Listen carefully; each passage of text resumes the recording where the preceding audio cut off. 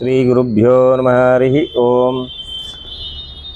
ಈ ವರ್ಷ ಪ್ರಭಾವನಾಮ ಸಂವತ್ಸರದಲ್ಲಿ ಗುರು ಬದಲಾವಣೆಯ ಜೂನ್ 1ನೇ ತಾರೀಕು ಬದಲಾವಣೆ ಕರ್ಕಾಟಕ ರಾಶಿಗೆ ಪ್ರವೇಶ ಮಾಡ್ತಾ ಇದ್ದಾರೆ.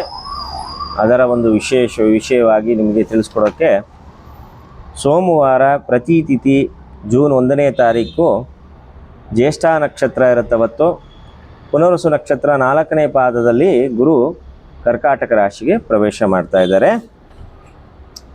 ಗುರು ಕರ್ಕಾಟಕ ರಾಶಿಗೆ ಪ್ರವೇಶ ಮಾಡೋದ್ರಿಂದ ಕರ್ಕಾಟಕ ರಾಶಿ ಚಂದ್ರನದು ಅಧಿನಾಯಕ. ಚಂದ್ರನಿಗೂ ಗುರುವಿನ ಇಬ್ಬರ ಒಂದು ಸಂಬಂಧದಲ್ಲಿ ಹೇಳಬೇಕು ಅಂತ ಹೇಳಿದ್ರೆ ಸ್ವಲ್ಪ ಅದು ವಕ್ರಗತಿ ಸಂಬಂಧ. ಆದ ಕಾರಣದಿಂದ ಅಶುಭ ಫಲಗಳು ಸ್ವಲ್ಪ ಹೆಚ್ಚಾಗಿ ಕಂಡುಬರುತ್ತೆ. ಗುರು ಕರ್ಕಾಟಕ ರಾಶಿಗೆ ಹೋಗೋದ್ರಿಂದ ನಮಗೆ ಅಶುಭ ಫಲಗಳು ಸ್ವಲ್ಪ ಹೆಚ್ಚಾಗಿ ಕಂಡುಬರುತ್ತೆ. ಮೇಷರಾಶಿಯವರಿಗೆ 4ನೇ ಮನೆಯಲ್ಲಿ ಗುರು ಪ್ರವೇಶ ಮಾಡೋದ್ರಿಂದ ಬಂಧು ಕ್ಷೇಣ, ಬಂಧುಗಳಿಂದ ಸಮಸ್ಯೆಗಳು ಬರ್ತಕ್ಕಂಥದ್ದು, ಬಂಧು ಬಾಂಧವ್ಯಗಳಿಂದ ಹೆಚ್ಚಾದಂಥ ಗೊಂದಲಗಳನ್ನು ಅನುಭವಿಸ್ತಕ್ಕಂಥದ್ದು ಇರುತ್ತೆ. ಮೊದಲೇ ನಿಮಗೆ 7.5 ಶನಿ ಹೆಚ್ಚಾಗಿ ನೀಚ ಕ್ಷೇತ್ರದಲ್ಲಿರೋದ್ರಿಂದ ಹೆಚ್ಚಿನ ಪ್ರಮಾಣದ ತೊಂದರೆಯನ್ನು ನೀವು ಅನುಭವಿಸಬೇಕಾಗತ್ತೆ. ವೃಷಭ ರಾಶಿಯವರಿಗೆ 3ನೇ ಸ್ಥಾನದಲ್ಲಿ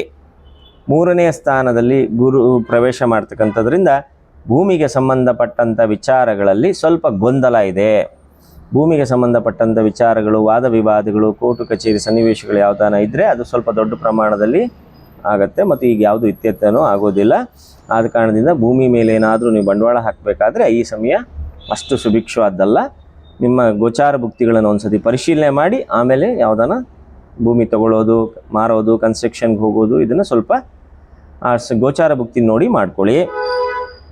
ಮಿಥುನ ರಾಶಿಯವರಿಗೆ 2ನೇ ಮನೆಯಲ್ಲಿ ಗುರು ಇದ್ದಾನೆ. ಇಷ್ಟು ದಿವಸಗಳ ಕಾಲ 1ನೇ ಮನೆಯಲ್ಲಿ ಇದ್ದರು, ಅದರಿಂದ ಏನು ಅಂಥ ಅಶುಭ ಫಲ ಬರ್ತಾ ಇರಲಿಲ್ಲ. ಈಗ 2ನೇ ಮನೆಯಲ್ಲಿ ಇರ್ತಕ್ಕಂಥದ್ರಿಂದ ಒಂದು ದಾಂಪತ್ಯ ಜೀವನ ಚೆನ್ನಾಗಿರುತ್ತೆ. ಸಂತಾನ ಭಾಗ್ಯಗಳಿಂದ ಲಾಭಕರವಾಗುತ್ತೆ. ಅಂದರೆ ಮಕ್ಕಳಿಂದ ಹೆಸರು, ಘನತೆ, ಗೌರವಗಳು ಬರ್ತಕ್ಕಂಥದ್ದು ಇರುತ್ತೆ. ಮಕ್ಕಳ ಮುಖಾಂತರದಿಂದ ಯಾವುದಾನ ಲಾಭದಾಯಕವಾದ ಫಲಗಳನ್ನು ನೀವು ಹೊಂದುವಂಥದ್ದು ಕಂಡುಬರುತ್ತೆ. ಗುರುವಿನ ಮುಖಾಂತರದಲ್ಲಿ ಮಿಥುನ ರಾಶಿಯವರಿಗೆ ಕರ್ಕಾಟಕ ರಾಶಿಯಲ್ಲಿ ಗುರು ಪ್ರವೇಶ ಮಾಡಿದ್ಮೇಲೆ ಸ್ವಲ್ಪ ಲಾಭಕರವಾದಂಥದ್ದು ಕಂಡುಬರುತ್ತೆ. ಕಟಕ ರಾಶಿಯವರಿಗೆ 1ನೇ ಮನೆಯಲ್ಲಿ ಗುರು ಪ್ರವೇಶ ಮಾಡೋದ್ರಿಂದ ಎಚ್ಚರಿಕೆ ಇರಲಿ. ಕೇತು ಕೂಡ 2ನೇ ಮನೆಯಲ್ಲಿ ಇರ್ತಕ್ಕಂಥದ್ರಿಂದ ಮತ್ತು ಗುರು 1ನೇ ಮನೆಯಲ್ಲಿ ಪ್ರವೇಶ ಮಾಡೋದ್ರಿಂದ ಬಹಳಷ್ಟು ಅನಾರೋಗ್ಯದ ಸಮಸ್ಯೆಗಳನ್ನು ನೀವು ಹೊಂದಬೇಕಾಗಿರ್ತಕ್ಕಂಥದ್ದು ಬರುತ್ತೆ. ಆರೋಗ್ಯ ಭಾಗ್ಯಗಳಲ್ಲಿ ತೊಂದರೆ ಆಗ್ತಕ್ಕಂಥದ್ದು, ಅದರಲ್ಲಿ ಹೆಚ್ಚಾಗಿ ಚರ್ಮ ರೋಗದ ಒಂದು ಪರಿಣಾಮವನ್ನು ಕಾಣ್ತಕ್ಕಂಥದ್ದಾಗತ್ತೆ. ಮತ್ತು ನರಗಳಲ್ಲಿ ಯಾವುದಾದ್ರು ಸಣ್ಣದಾದ ಸಮಸ್ಯೆಗಳು ಆರೋಗ್ಯದಲ್ಲಿ ದೊಡ್ಡ ಪ್ರಮಾಣದಲ್ಲಿ ಬರೋದಿರುತ್ತೆ. ದಯವಿಟ್ಟು ಅವಾಗವಾಗಲೇ ಅದನ್ನು ಕ್ಲಿಯರ್ ಮಾಡ್ಕೊಳ್ಳಿ. ಗುರು ಶಾಂತಿ ಮಾಡೋದನ್ನು ದಯವಿಟ್ಟು ಮರಿಬೇಡಿ. ಸಿಂಹರಾಶಿಯವರಿಗೆ ಇಷ್ಟು ದಿನಗಳ ಕಾಲ 11ನೇ ಮನೆಯಲ್ಲಿ ಗುರು ಇದ್ದಿದ್ದರಿಂದ ಸ್ವಲ್ಪ ಗೌರವ, ಮಾನ್ಯ ಎಲ್ಲ ಸಿಕ್ತಿತ್ತು. ಈಗ 12ನೇ ಮನೆಯಲ್ಲಿ ಗುರು ಬರ್ತಾ ಇದ್ದಾನೆ. ಅಷ್ಟಮದಲ್ಲಿ ಮೊದಲೇ ಶನಿ ಇದೆ, ನಿಮಗೆ ಎಚ್ಚರ ಇರಲಿ. ಆದ ಕಾರಣದಿಂದ ದುಃಖ ಪ್ರಾಪ್ತಿ ಆಗತ್ತೆ. ಮಾನಸಿಕವಾಗಿ ದುಃಖ ಬರ್ತಕ್ಕಂಥದ್ದು. ಅಶುಭ ದಿನಗಳಲ್ಲಿ ವಿಶೇಷವಾಗಿ ಮನುಷ್ಯರುಗಳು ನಿಮಗೆ ದುಃಖವನ್ನು ನೀಡ್ತಕ್ಕಂಥ ಮನುಷ್ಯರುಗಳು ಉದ್ಭವ ಆಗುವಂಥದ್ದು, ಘಟನೆಗಳು ಬಹಳಷ್ಟು ನೋವು ತರುವಂಥ ಘಟನೆಗಳು ನಿಮ್ಮ ಜೀವನದಲ್ಲಿ ಇವಾಗ ನಡೀತಕ್ಕಂಥದ್ದು ಇರುತ್ತೆ. ಮೊದಲೇ ಕೇತು ಕೂಡ ಸಿಂಹರಾಶಿಯಲ್ಲಿ ಪ್ರವೇಶ ಮಾಡ್ತಾ ಇದ್ದಾನೆ. ಸಿಂಹರಾಶಿಯಲ್ಲಿ ಕೇತು ಇರ್ತಕ್ಕಂಥದ್ರಿಂದ ಭಯದ ವಾತಾವರಣಗಳನ್ನು ಮೊದಲೇ ಕೊಡ್ತಾರೆ ಅವರು. ಅದ್ರ ಜೊತೆಗೆ ಈ ದುಃಖ ಪ್ರಾಪ್ತಿ ಕೂಡ ಗುರು ಕೊಡ್ತಾನೆ. ದಯವಿಟ್ಟು ಗುರು ಶಾಂತಿ, ನವಗ್ರಹ ಶಾಂತಿ ಎರಡನ್ನೂ ಸಿಂಹರಾಶಿಯವರು ಮಾಡ್ಕೊಳ್ಳೋದು ಬಹಳ ಒಳ್ಳೆಯದು. ಕನ್ಯಾ ರಾಶಿಯವರಿಗೆ 11ನೇ ಮನೆಯಲ್ಲಿ ಗುರು ಇದ್ದಾನೆ, ಬಹಳ ಒಳ್ಳೆಯದು. ಮಾನ್ಯತೆ ಬರುತ್ತೆ. ಇಷ್ಟು ದಿವಸಗಳ ಕಾಲ ನಷ್ಟದ ಒಂದು ಗುರುವನ್ನು ನಾವು ನೋಡ್ತಾ ಇದ್ವಿ. ಈಗ ಮಾನ್ಯ, ಈಗ ನೀವು ನಿಂತೋಗಿರೋ ಕೆಲಸಗಳು ಉದ್ಭವ ಆಗ್ತಕ್ಕಂಥದ್ದು, ಪ್ರಾರಂಭ ಆಗ್ತಕ್ಕಂಥದ್ದು, ಯಾವುದಾನ ಅರ್ಜಿಗಳು, ಸರ್ಕಾರಿಗೆ ಅರ್ಜಿಗಳು ಯಾವುದಾನ ನಿಂತೋಗಿರ್ತಕ್ಕಂಥದ್ದು ಆಗ್ಬೋದು, ಅದೆಲ್ಲ ನಿಮಗೆ ಸ್ಟಾರ್ಟ್ ಆಗ್ತಕ್ಕಂಥದ್ದು. ಉದ್ಯೋಗ ಯಾವುದಾನ ಬದಲಾವಣೆ ಮಾಡ್ತಕ್ಕಂಥದ್ದು, ಉದ್ಯೋಗದಲ್ಲಿ ಪ್ರಮೋಷನ್ ಬರ್ತಕ್ಕಂಥದ್ದು, ಈ ರೀತಿಯಾದ ಪ್ರಮಾಣಗಳು ಸ್ವಲ್ಪ 100ಕ್ಕೆ 70 ಭಾಗ ಗುರುವಿನ ಮುಖಾಂತರದಲ್ಲಿ ಬರುತ್ತೆ. ಆದರೂ ಕೂಡ ಶನಿ ಸಪ್ತಮದಲ್ಲಿದ್ದಾನೆ.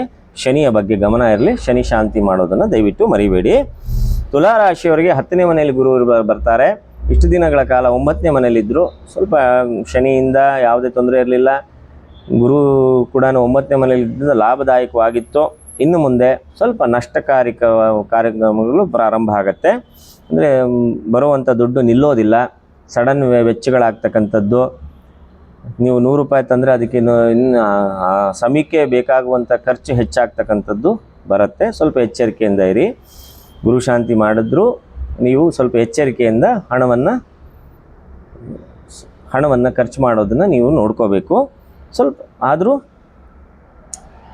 ನಷ್ಟ ಅಂತ ಹೇಳಿದ್ರೆ ಮಾಡಿರೋ ಕೆಲಸಕ್ಕೆ ಅವರು ಕೊಡದೇ ಇರತಕ್ಕಂಥದ್ದಾಗಿರ್ಬೋದು, ಮಾಡಿರೋ ಕೆಲಸಕ್ಕೆ ಅವರು 10 ರೂಪಾಯಿ ಹೇಳಿದರೆ 8 ರೂಪಾಯಿಗೆ ಸಾಕು ಬಿಡಿ ಅಂತ ಹೇಳ್ತಕ್ಕಂಥದ್ದು, ಈ ರೀತಿ ಮಾತುಗಳನ್ನೆಲ್ಲ ನಾವು ಕೇಳಬೇಕಾಗಿರ್ತಕ್ಕಂಥದ್ದು ಬರುತ್ತೆ.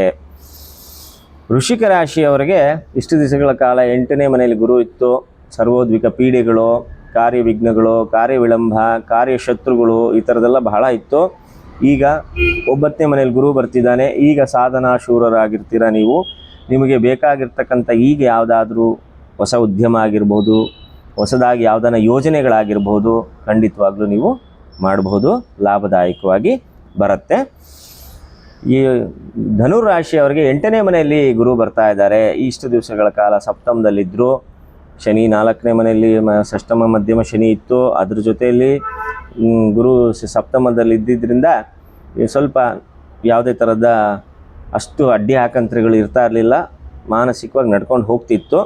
ಆದರೂ ಇವಾಗ ಗುರು 8ನೇ ಮನೆಯಲ್ಲಿ ಬರ್ತಾ ಇರೋದ್ರಿಂದ ಕಾರ್ಯವಿಘ್ನಗಳು, ಕಾರ್ಯವಿಳಂಬ, ಕಾರ್ಯಶತ್ರು, ಕಾರ್ಯದಲ್ಲಿ ಮಾನಸಿಕ ನೋವು ಬರ್ತಕ್ಕಂಥದ್ದು, ಬಹಳಷ್ಟು ಹಿಂಸೆ ಪಡುವಂಥ ಕೆಲಸಗಳು ಹೆಚ್ಚಾಗಿ ಬರ್ತಕ್ಕಂಥದ್ದು ಇನ್ನು ಮುಂದೆ ಇರುತ್ತೆ. ಅದನ್ನು ಪೀಡೆಗಳು ಅಂತ ಕರಿತೀವಿ. ವಿಶೇಷವಾದ ಪೀಡೆಗಳು ಸುಮ್ಮನೆ ಇರಲ್ಲ, ಬರ್ತಾನೆ ಇರುತ್ತೆ. ದಯವಿಟ್ಟು ಗುರು ನಿಮಗೆ ಅಧಿನಾಯಕ, ನಿಮ್ಮ ರಾಶಿಗೆ ಅಧಿನಾಯಕ. ಗುರು ಶಾಂತಿ ಮಾಡೋದನ್ನು ಮಾತ್ರ ಧನುರಾಶಿಯವರು ದಯವಿಟ್ಟು ಮರಿಬಾರ್ದು. ಅಷ್ಟಮದಲ್ಲಿ ಗುರು ಬಂದರೆ ಬಹಳ ಕಷ್ಟನೇ, ದಯವಿಟ್ಟು ಮಾಡ್ಕೊಳ್ಳಿ. ಮಕರ ರಾಶಿಯವರಿಗೆ ಸಪ್ತಮದಲ್ಲಿ ಗುರು ಬರ್ತಾ ಇದ್ದಾರೆ, ಬಹಳ ಒಳ್ಳೆಯದು. ಇಷ್ಟು ದಿವಸಗಳ ಕಾಲ 6ನೇ ಮನೆಯಲ್ಲಿದ್ದರು. ಶತ್ರು ಬಾಧೆಗಳನ್ನು ಸ್ವಲ್ಪ ಅನುಭವಿಸ್ತಾ ಇದ್ರಿ. ಈಗ ಸೌಖ್ಯತೆ, ಸುಖ, ಸಂತೋಷ, ಏನೋ ಒಂದು ಗೆದ್ದಿದ್ದೀವಿ ಅನ್ನೋ ಒಂದು ಸಂತೃಪ್ತಿಯನ್ನು ಕೊಡ್ತಕ್ಕಂಥದ್ದು ಗುರುವಿನ ಮುಖಾಂತರದಿಂದ ನಿಮಗೆ ಫಲ ಬರ್ತಾ ಇದೆ. ದಯವಿಟ್ಟು ಅದನ್ನು ಸರಿಯಾಗಿ ಉಪಯೋಗಿಸ್ಕೊಳ್ಳೋದು ನಿಮ್ಮ ಕೈಲಿದೆ. ಕುಂಭರಾಶಿಯವರಿಗೆ ಇಷ್ಟು ದಿವಸಗಳ ಕಾಲ 5ನೇ ಮನೆಯಲ್ಲಿ ಗುರು ಇತ್ತು. 7.5 ಶನಿ ಅಂತ್ಯಕಾಲದಲ್ಲಿದ್ದರೂ ಕೂಡ ಸ್ವಲ್ಪ ಶನಿ ಕಾಟ ಇದ್ದರೂ ಸ್ವಲ್ಪ ಮಾಡ್ತಕ್ಕಂಥ ಕೆಲಸಗಳಲ್ಲಿ ಲಾಭದಾಯಕ ಸಂತೃಪ್ತಿ ಸಿಗ್ತಿತ್ತು ಗುರುವಿನ ಅನುಗ್ರಹದಿಂದ. ರಾಹು ನಿಮ್ಮ ಮನೆಯಲ್ಲೇ ಇರೋದರಿಂದ ಸ್ವಲ್ಪ ದುಷ್ಟ ಜನಗಳು, ಭಯದ ವಾತಾವರಣಗಳು ಕಂಡು ಬರ್ತಿತ್ತು. ಈಗ ಒಳ್ಳೆಯ ಸ್ಥಾನದಲ್ಲಿ ಗುರು ಪ್ರವೇಶ ಮಾಡಿದ ಕುಂಭರಾಶಿಯವರಿಗೆ 6ನೇ ಮನೆಯಲ್ಲಿ ಗುರು ಪ್ರವೇಶ ಮಾಡಿರೋದ್ರಿಂದ ಒಳ್ಳೆಯ ಸ್ಥಾನ ಕಡಿಮೆ ಆಗತ್ತೆ. ಶತ್ರು ಬಾಧೆ, ಶತ್ರುಗಳಿಂದ ತೊಂದರೆಗಳು ಬರ್ತಕ್ಕಂಥದ್ದು, ಮಾನಸಿಕವಾಗಿ ಕಷ್ಟಗಳನ್ನು ನೀಡ್ತಕ್ಕಂಥ ಜನರು ಬಹಳ ಬಾಧಿಸುವಂಥದ್ದು ಮತ್ತು ನಮ್ಮನ್ನು ಒಂದು ಹೀಯಾಳಿಸಬೇಕು ಅಂತಲೇ ನಮ್ಮನ್ನು ಬರ್ತಕ್ಕಂಥ ಮಾನವರು ಬರ್ತಾರೆ. ದಯವಿಟ್ಟು ಗುರು ಶಾಂತಿ ಮಾಡ್ಕೊಳ್ಳಿ. ಹಾಗೆ ಜೊತೆಯಲ್ಲೂ ಕೂಡ ಶನಿ ಶಾಂತಿ ಈ ಮಾಸದಲ್ಲಿ, ವೈಶಾಖ ಮಾಸ ಮುಕ್ತಾಯ ಕಾಲದಲ್ಲಿ ಮತ್ತು ಜ್ಯೇಷ್ಠ ಮಾಸ, ನಿಜ ಜ್ಯೇಷ್ಠ ಮಾಸ, ಈ ವರ್ಷ ಅಧಿಕ ಜ್ಯೇಷ್ಠ ಇದೆ, ಅದರಿಂದ ನಿಜ ಜ್ಯೇಷ್ಠ ಮಾಸದಲ್ಲಿ ಶನಿ ಶಾಂತಿ ಮಾಡೋದು ಬಹಳ ಒಳ್ಳೆಯದು. ಮೀನರಾಶಿಯವರಿಗೆ 5ನೇ ಮನೆಯಲ್ಲಿ ಗುರು ಬರ್ತಾ ಇದ್ದಾರೆ.